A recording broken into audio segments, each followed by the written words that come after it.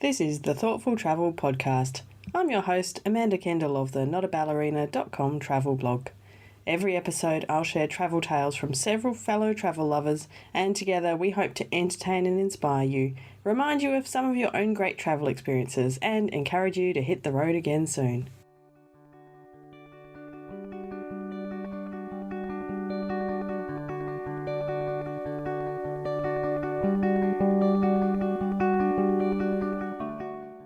Welcome to episode 12 of the Thoughtful Travel Podcast, and today's topic is culture clash. Something's different here.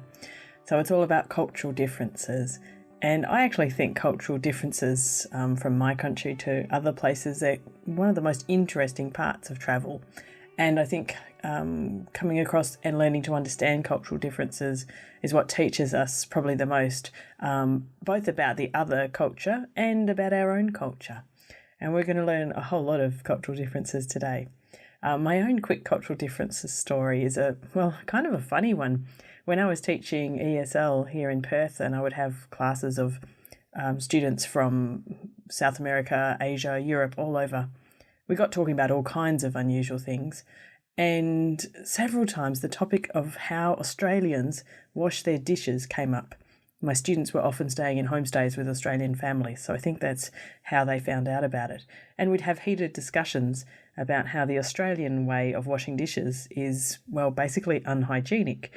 It had never occurred to me until they mentioned it. And in retrospect, they're probably right, but because we often have a shortage of water here in Australia, it's a fairly hot, dry country, then we tend to wash our dishes in a sink full of water that just stays there. So as you wash a dish in that water and then put it up on the other part of the sink to dry, and you put the next dish in, and of course that water is getting dirtier and dirtier as we go.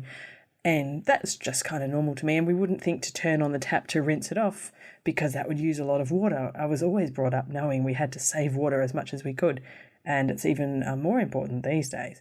But anyway, I had lots of interesting discussions about this cultural difference, and I certainly accept that our way is possibly not the best way. If you're curious to hear what other people think about washing the dishes in Australia and other countries, I'll put a couple of links in the show notes. I've mentioned the topic a couple of times on notaballerina.com, and in fact got some of the most commented posts about these washing dishes episodes. So it's just a typical example, I think, of what might not be an obvious cultural difference, but it's one that you discover as you travel, and especially as you meet the locals.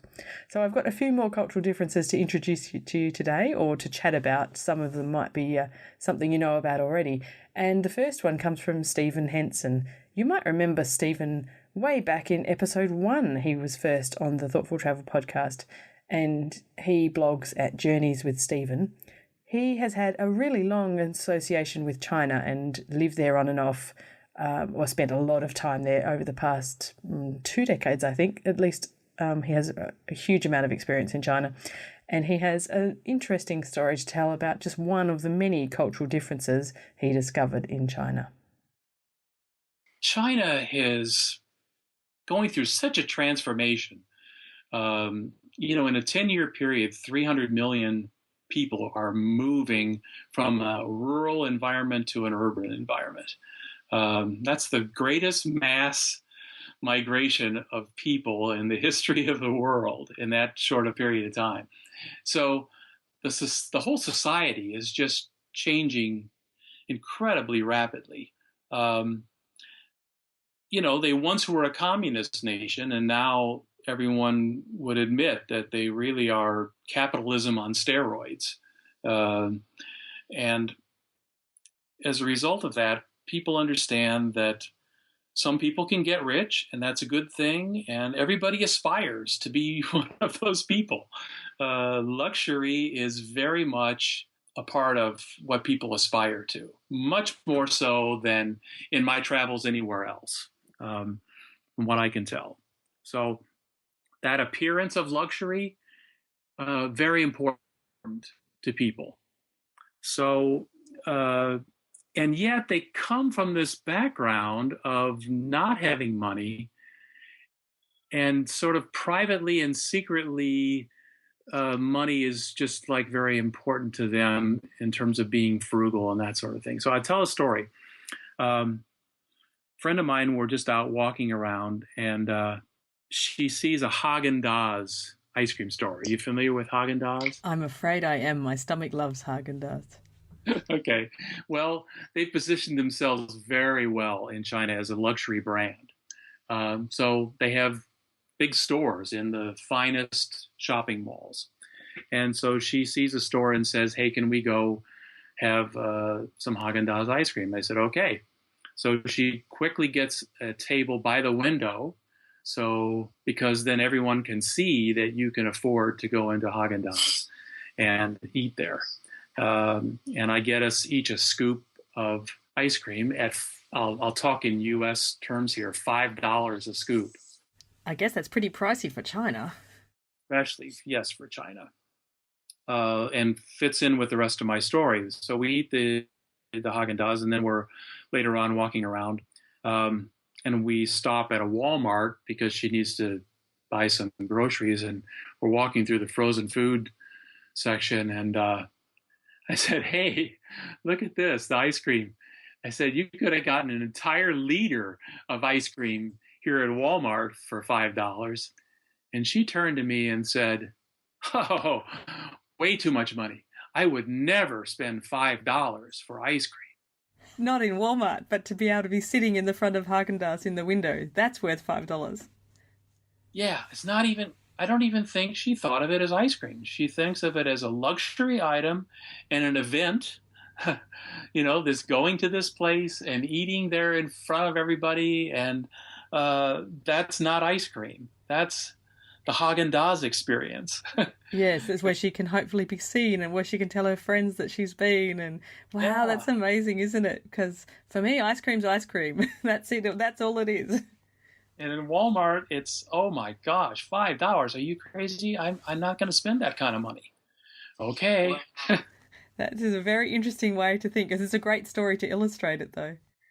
I have one last one for you all on that same line. It's not from me, but from a friend of mine in the automotive space, which is what I come out of.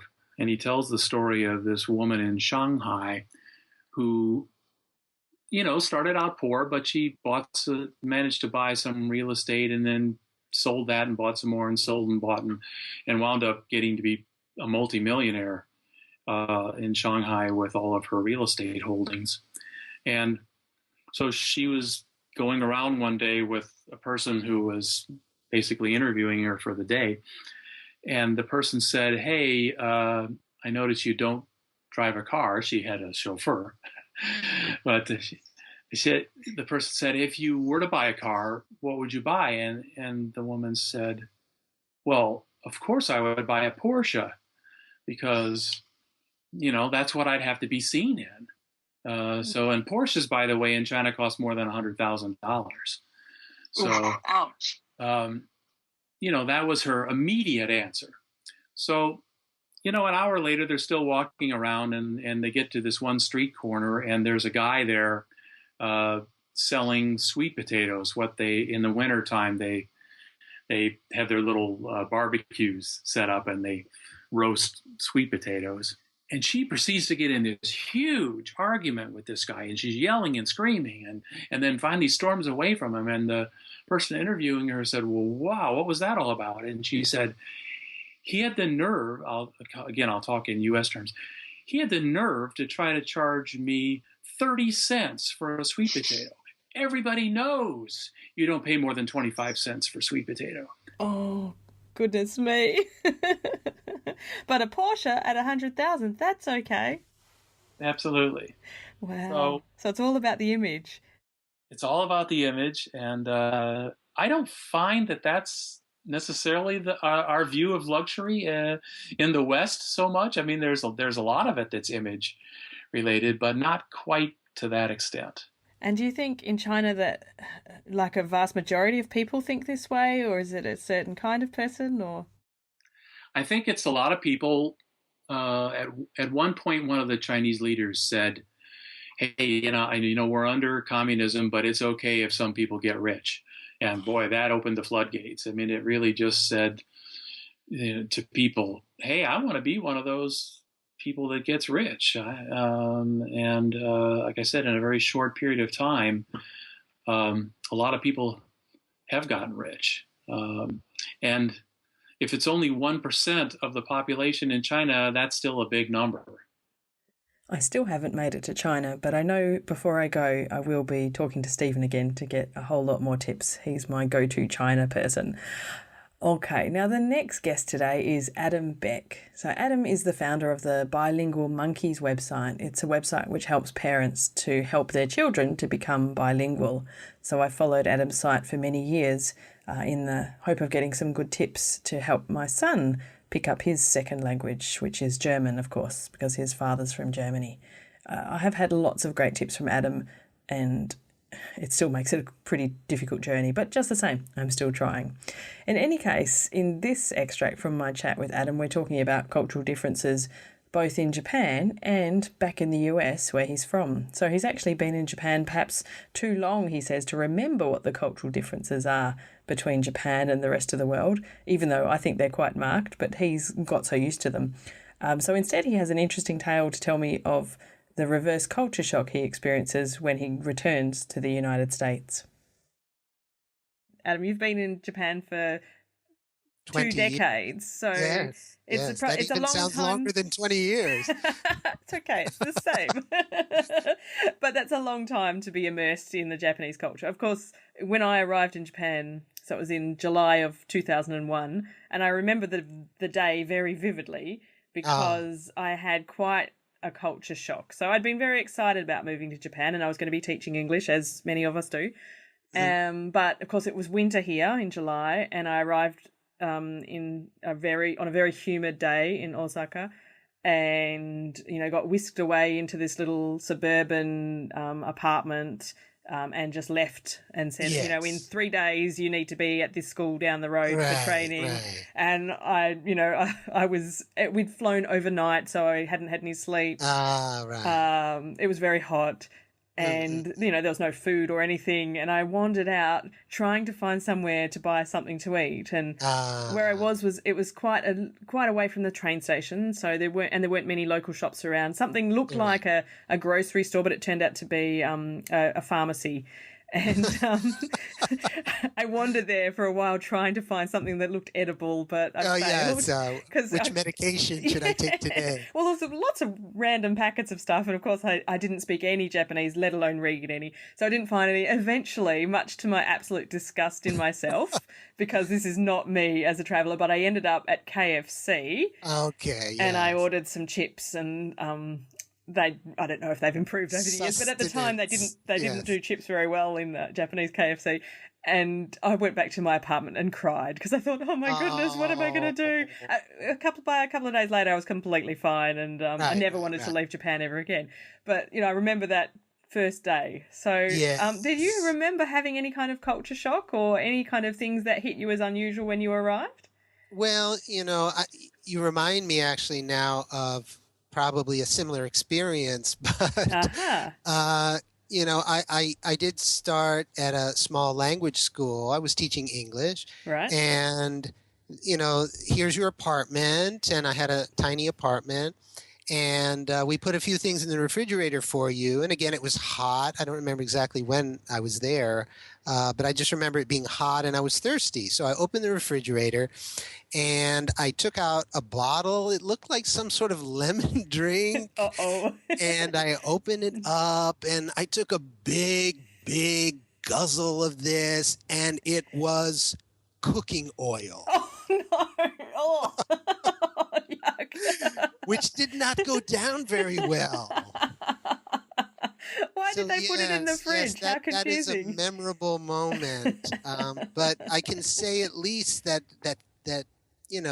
things looked up from there, I think. Well, obviously, since you decided to stay. Yes, I did.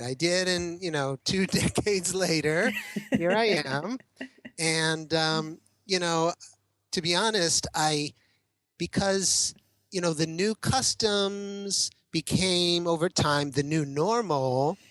And so I really don't think about it much anymore. And in fact, when I make return trips to the United States, I have more of a kind of reverse culture shock, I think. Yeah, that's what I wanted to ask you about. What shocks you when Yeah. you go back to the States now?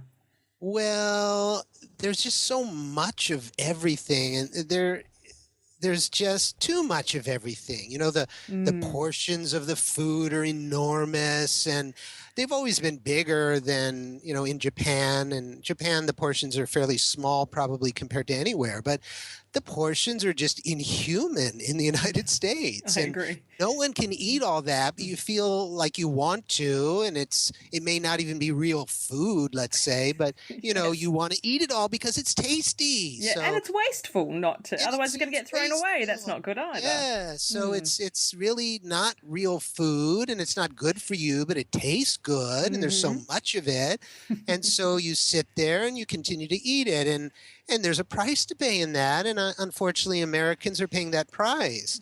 And so that's one thing that's very obvious when I return, because it's just the complete opposite here, I think. Japanese food is quite healthy for the most part, and the portion sizes are reasonable, and and people snack less, and when they do snack, the sizes are smaller. So there's just not the same issue in that respect. So that's one very kind of noticeable thing, I think, up front. And that has changed, and I think become a worsening situation since I was a boy. So it's changed over time, and changed for the worse, unfortunately. I must say I have shared Adam's experiences of having enormous portion sizes in the United States on my couple of brief trips there. But I have to say that I think Australia is in some ways heading in the same direction. So it might be something that's heading around the world. But I do love Japanese food, and talking to Adam made me really crave it, and definitely want to return to Japan again as soon as I can. Our final guest today is Mike Campbell of Live Immediately. You might remember him from episode 8 when we talked about travelling with kids. So Mike and his wife and daughter are house-sitting their way around the United States. And today we talk about something that has surprised him during his time in the US. One of the biggest cultural differences that I noticed when we were in Wisconsin, coming from Australia, we don't have guns. It's just, I don't know anybody that has a gun. I know of one gun shop, which is, I think, maybe 40 minutes or an hour away from my house up in Newcastle, and that's out in the Hunter area for farming. So I know there's one gun shop there. I don't know anybody who owns a gun, or pretty much anybody who's really fired a gun. Like everyone in Australia, when we hear about those mass shootings in America, we're like, this is the time that Americans are going to change their laws. Surely this is the one. Well, when I came here, it's so different. There are people that carry guns. You go into restaurants, they might say you cannot have a concealed weapon here, but I learned later on that those signs really mean nothing. Oh, really? Yeah. Unless there's someone checking every person that comes in, it's actually, if something happens in there from someone carrying a concealed weapon, it's the establishment's responsibility. Oh my goodness. So a lot of them, they just don't put the signs up. So, but I'm talking about dear friends of mine that just carry a gun, and it's just well, I just carry it just in case. Or I go to their house and they're showing me, I'm super interested. So there'll be, and I'm also a traveler with an open mind. I'm not saying, hey, my way's the right way, your way's the wrong way. I completely understand that it's just different. Yeah. How you've been brought up is different to how I've been brought up. And that's completely cool. I think if more people had that kind of thought, there'd be less problems in the world. But anyway. That's very true. Yeah, you're quite right. And I'd go to their house and they'd have a huge gun right beside the bed. Oh. And I'm like, and I'd be speaking openly with them, and I'm like, I don't want to live in fear like that. Exactly. I feel like it's this fear that's deep in your soul. I don't want to live like that. And they're like, well, we've got to protect ourselves, blah, blah. And I'm like, really? If a guy comes in here, are you just going to shoot him? Yeah, exactly. That's what are you going to do? Yes, exactly. What do they say when you ask them that? Well, they're like, well, you got to protect ourselves because he's got a gun. And I'm like, he's got a gun because he can buy a gun from Walmart. Maybe that's the problem. Exactly. It's not the fact that a guy might come in, because a guy could come into a house here, but nobody's going to shoot anybody. So, because the guns aren't there. And they're talking about the bad guys having the guns, and it is completely different. Like in Texas, I think there's something like nearly 1 million guns. There's probably more guns there than there is in Australia. I have no idea. But they're like, well, the bad guys have guns. And I don't know much about the underworld, but from what I can pick up is the bad guys kind of do stuff to the bad guys. Yeah. They stick together more or less. Yeah. Yeah. Not often they're just killing innocent bystanders. Yeah. Because they don't want that attention. Exactly. But now that you've got kids that might be getting bullied at school, or they're lonely, which all kids go through. Man, I had some lonely times when I was a kid. Yeah. Like, now they have access to those guns, so suicide's up, or they retaliate, or someone's fueled with alcohol and they react in a way. Yeah. Don't get me wrong, it's not great if back home in Australia if they act in a way that's violent, but hey, it's better than killing someone. Well, yes, exactly. It's much less likely to do so much harm. Yeah. And it's like that has been really mind blowing for me, like to the point where this beautiful lady friend of ours, who was like my grandmother over here, she was telling me how she bought this beautiful new bag, and it's got like a little seal compartment in it that she's got this little gun that she can put in there. Oh no! And I'm like, if someone comes at you, you're like 75 or whatever. You're not going to be quick enough to zip that out, be all calm, pull it out and shoot him. Yeah. If he sees you reach into there, he's just going to shoot you. Exactly. It doesn't make any sense to me. It's kind of like a kid with a security blanket. I think whether they're never going to use it, there's just this comfort that it's there just in case. Yeah. Which, I kind of get. The other big cultural difference here is we're in the middle of the woods, and there is a real strong appreciation for nature here. Oh, good. But man, when it's hunting season, there's not. So that's the difference. Like there are people that will feed deer, and they love the deer, and they're taking photos and they're all videos. But hey, come deer hunting season, they're all out there. And there's hunting seasons, there's always a hunting season going on somewhere, whether it's, there's only certain fish you can catch during certain periods, and everyone follows the rules really well. Well, that's good. Not that I've been out hunting, right. but it's amazing that someone goes, oh, I just shot look at this photo, and or it's mounted on their wall. It was such a beautiful animal. It's like, he's not anymore though. No, exactly. And hey, I eat meat. So I'm all for, like, there are some people who, the poverty level in America is so much lower than it is in Australia. And there are some people that are literally killing a deer and putting it in their fridge. Okay. And right. A lot of people eat. You kill to eat, you completely get it. You got to feed your family. Yeah, someone else kills my meat that I buy at Coles or Woolies or wherever. Exactly. Do you know what I mean? So I'm not one of, I love animals, but I do love a steak. Sure.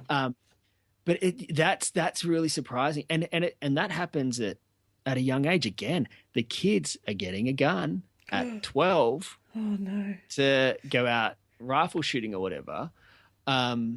Which again, it's just different. I'm not saying there's anything wrong with that, but that has been a real eye opener for me. Yeah, you're right. It's a great example of a cultural difference because here I am gasping away because from an Australian perspective, also both of us having grown up in Australia. It just seems unbelievable to us, but I totally get that in the US that's their version is totally normal as well, and they probably think I'm crazy for gasping at your story. Yeah, so as Mike and I both said, the gun control issue is one that's a huge cultural difference between Australia and the US, and I think Mike's exactly right. That's just a completely different way of thinking there, and that's just how it is. And I think that's true of a lot of cultural differences around the world, that the most important thing is to kind of just accept that people think differently in different parts of the world, and most of the time there's some good reason for it as well. Interesting stuff. Anyway, thank you so much for listening to these cultural differences in episode 12 of the Thoughtful Travel podcast. I'd love it if you could tell me some of the cultural differences you've come across on your travels as well. So you can reach me on Twitter at Amanda Kendall and use the Thoughtful Travel Pod hashtag, or look me up on Facebook by searching for Not a Ballerina. As usual, the show notes will be on the site at notaballerina.com/12, the number 12. And a very, very large thank you to my really interesting guests. So first up, we had Stephen Henson from Journeys with Stephen, and you can find Stephen at journeyswithstephen.com. That's Stephen with a PH. Second, of course, was Adam Beck from Bilingual Monkeys. He's at bilingualmonkeys.com. And do look out for his new book, Maximise Your Child's Bilingual Ability. You can get it on Amazon or pretty much anywhere else, and I'll leave a link to that in the show notes as well. And last but definitely not least, Mike Campbell of Live Immediately. And you can find Mike online at liveimmediately.com. And he's also pretty active on Instagram, also under the name Live Immediately. I hope you've enjoyed thinking about cultural differences. I hope you can travel soon and discover some more cultural differences. I know talking about them makes me want to get out there and find out more unusual and quirky things about the world.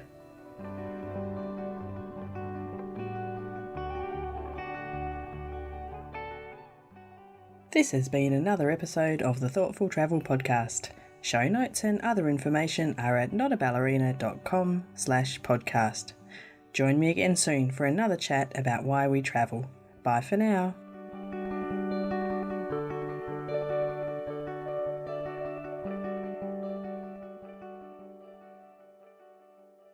Jackrabbit FM for your ears. Who is that? Hi, podcast.